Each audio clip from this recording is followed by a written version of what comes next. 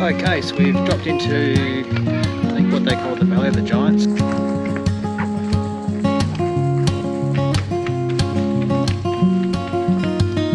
Now, I didn't show you the setup video yesterday because it was blowing its head off.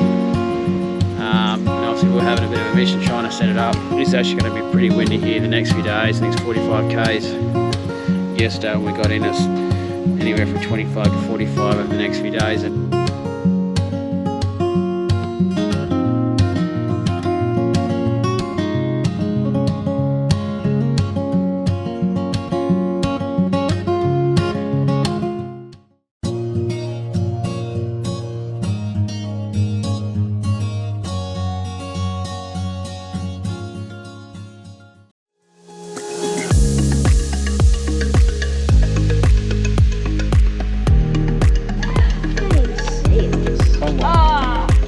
You wouldn't believe it. I spent a half an hour filming a million shots, and the moment I turn the camera off, then it gets a hole in one.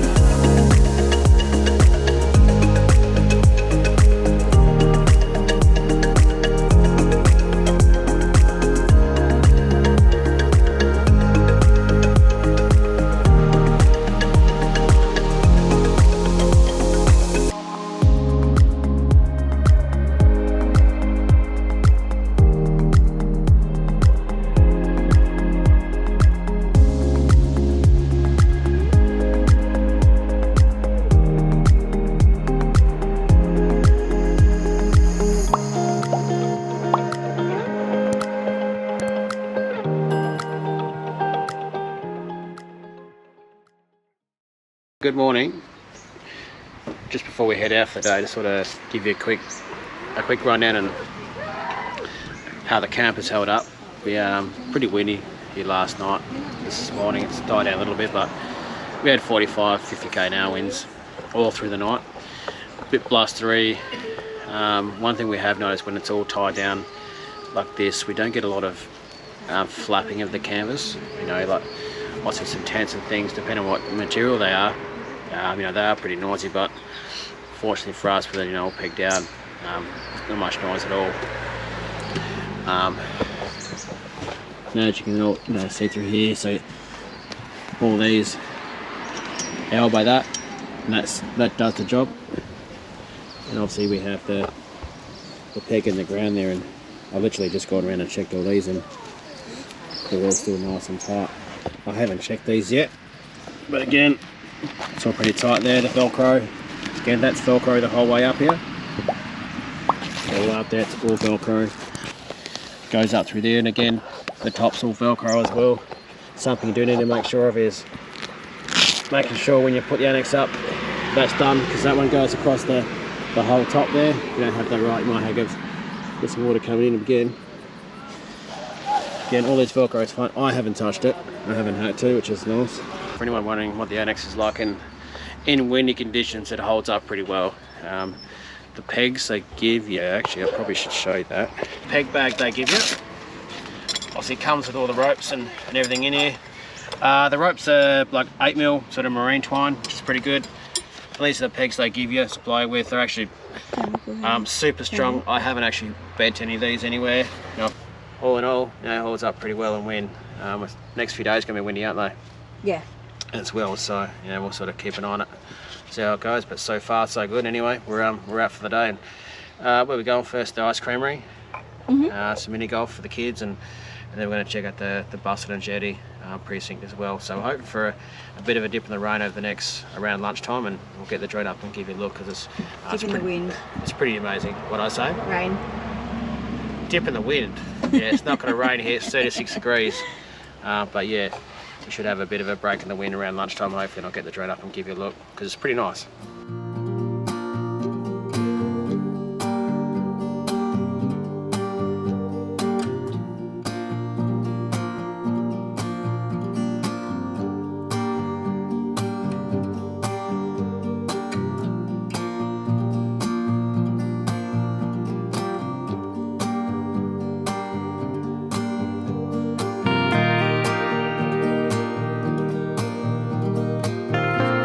Okay, so as you can see, we're at Simo's.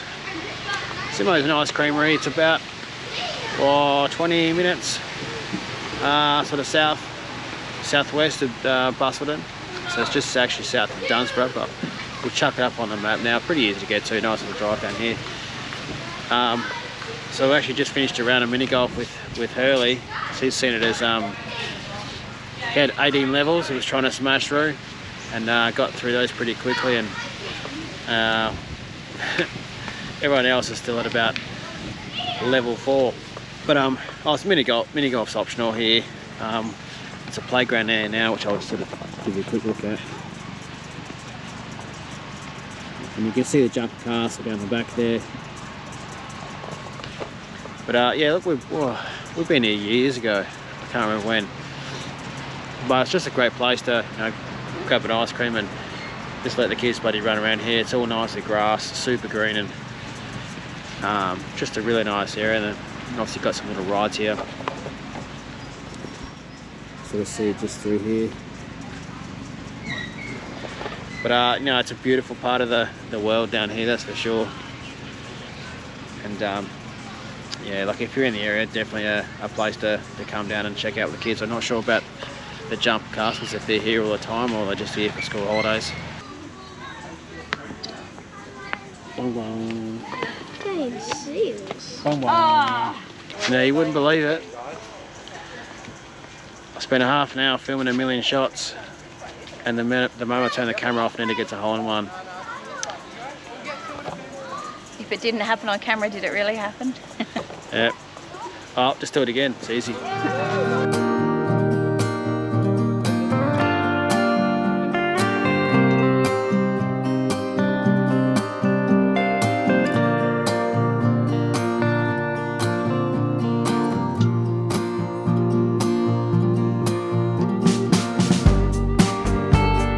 Alright, so there you go, that was Simo's.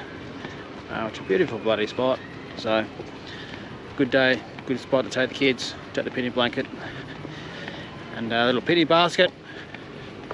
We spent a good few hours there, that's for sure. But anyway, right now we're back down the Busselton Jetty precinct. We're going to check out another brewery down here. There's actually 2 down here. So Rocky Ridge is literally across the road, and this one here is, I can't think of the name of it right now, but you'll find out in a sec anyway.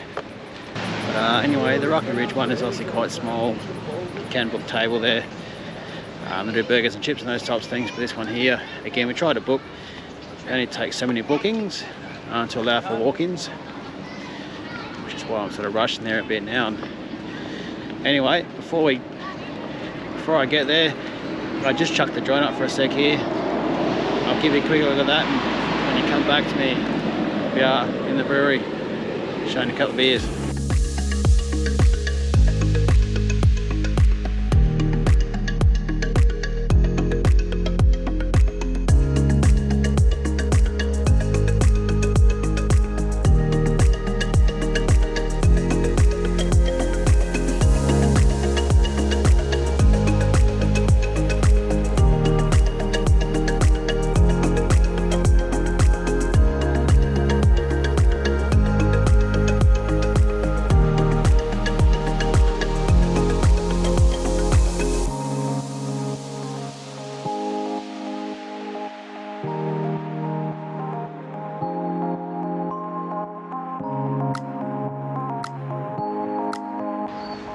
The Shelter Brewery right down the foreshore there. It's a pretty big setup there.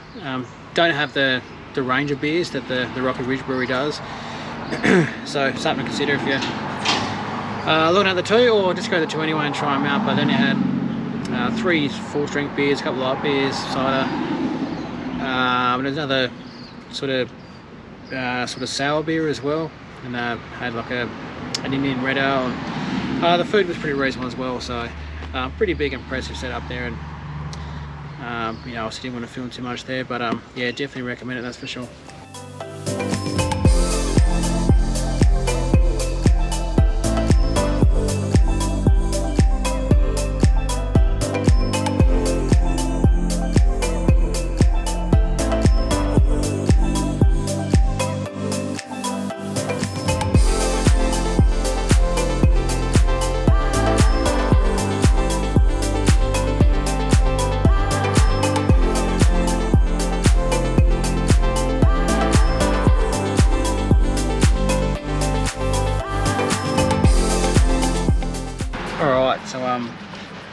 can see there from the drone footage that most of the park here is permanent people staying in transportables or cottages, if you like. And it's just the two main camping areas. They've got probably 4 bays of powered sites where there's most caravans, and then there's an overflow section where we are, which is basically straight down the fence there, and where there's a little bit of power. But so just went down to Bunnings to pick up a hose, because unfortunately I left mine at home and our water tanks are getting a bit low. But I'll show you how we fill those up, because that's come up a few times in questions. And something else I'll show you as well, anyone who's got a Robson would know that the hot water system is a bit of a, I know it seems to be a bit of a build issue, but we've got a bit of a trick that we do. Unfortunately, sort of, maybe it's easy if I show you. Now the reason we've got this here is, let's take it out, is because, so basically the hot water system's in there on the inside, but the problem is the design, or however it's done, basically this creates a wind tunnel and keeps blowing the flame out. You know, we've had 45 K winds, and that's standing there without any problems as well. But without that there, and that's just a cover. So when you're driving, you cover that up there, and that comes out. But unfortunately, as it is, it becomes a bit of a wind tunnel and blows the flame out. And just with that there, it's sort of, so anyone who's got a Robson having similar problems, that's the trick. Anyway, I'm going to show you how we fill up the water tanks here. They're a bit short on hose at Bunnings. Now I've grabbed a 10-metre one. I'm hoping it's either just going to be long enough or it's just going to be a bit short. We'll find out.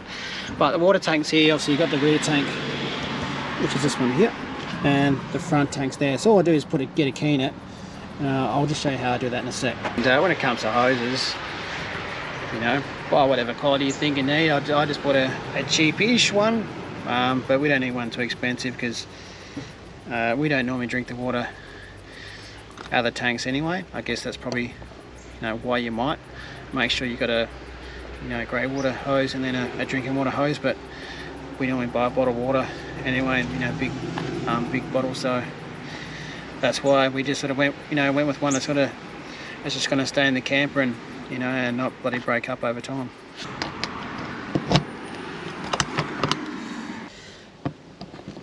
So he just goes in there like that. And this is where we see if it reaches or not. So we could be in for a bit of a laugh here. There we go.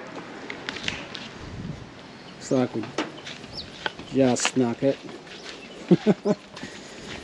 Now, you're probably thinking, why didn't you go a bit longer, you dickhead?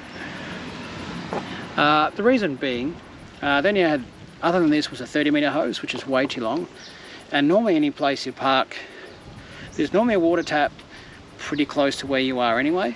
10 metres in 99.9% of the places you go to will be long enough. Or if you're off grid and going to somewhere to find a tap or something, you're normally pulling up next to it anyway, so that'll do the job. Anyway, pretty simple. Obviously you just turn the tap on there and run it through, and I'll show you the gauge on the other side. You can actually see as it's filling up.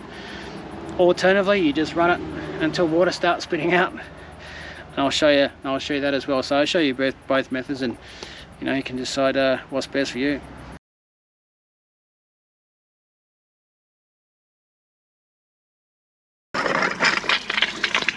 There we go.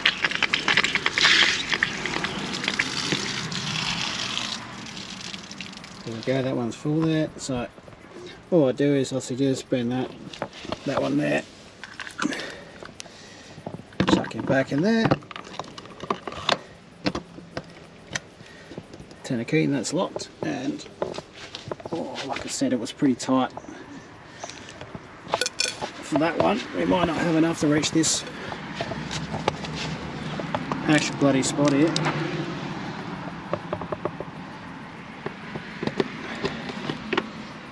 So here we go, this is where we're going to come unstuck, I think. Yep, that much short of the tank.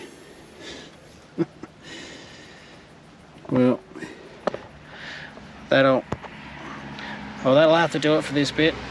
So the front tank's got 80 litres in it, the rear tank's 120 litres, so we're just going to have to go with the front tank here in there stay, and once we'll hook up, we'll pull forward a bit and we'll fill up the tank before we go to the next destination. Yeah, if you want to know where we store it, just like there, like that'll do the trick. Put a little fitting in there. That one there, all bloody sorted. So last night, something I thought I'd never experience in a caravan park or a holiday park, whatever you want to call it, was a drunk guy at 9:30 at night yelling out, "Hey Google," and basically yelling at the thing. Never thought I'd hear it, you know. Like, in my mind, seriously, who brings smart products to caravan parks? But in the comments, let me know if you do, you don't, or if you've had something similar where you just had a drunk guy yelling at it, you know, smart products, and unfortunately you couldn't, you know, would you believe that Google wouldn't actually pick up what he was trying to say? Mind you, this is the same guy who was walking around with a beer at 7:30 this morning as well. So again, chuck in the comments, let me know. Do you bring home, obviously everyone brings smart products with them, but do you use it? Do you actually connect it all up? Or you know, is that something you just leave for home? Let me know.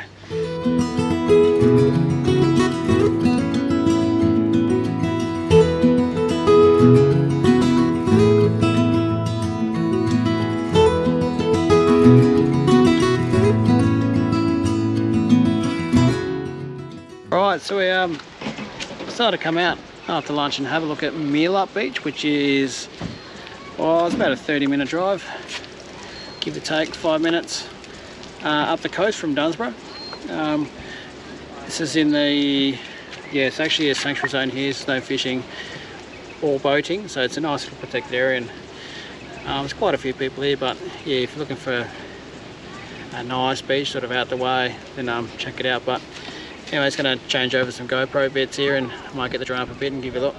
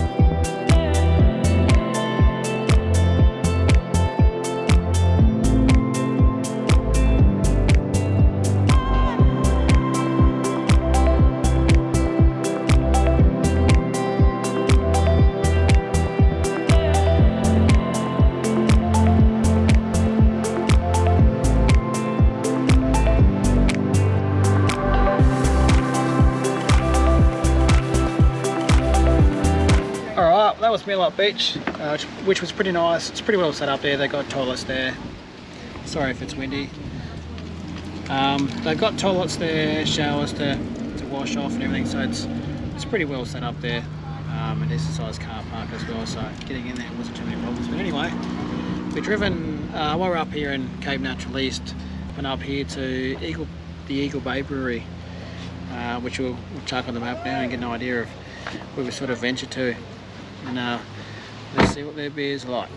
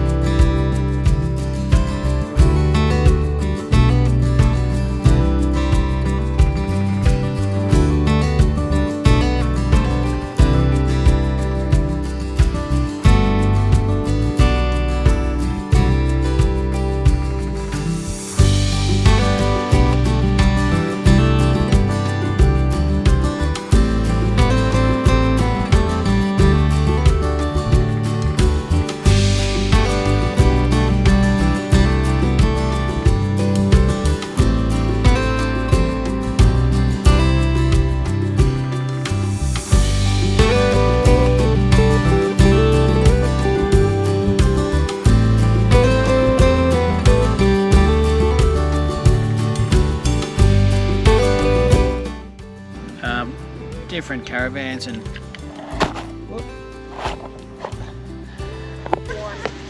Oh. Bong bong. Start again. Ah. Oh. Start again. Bong bong.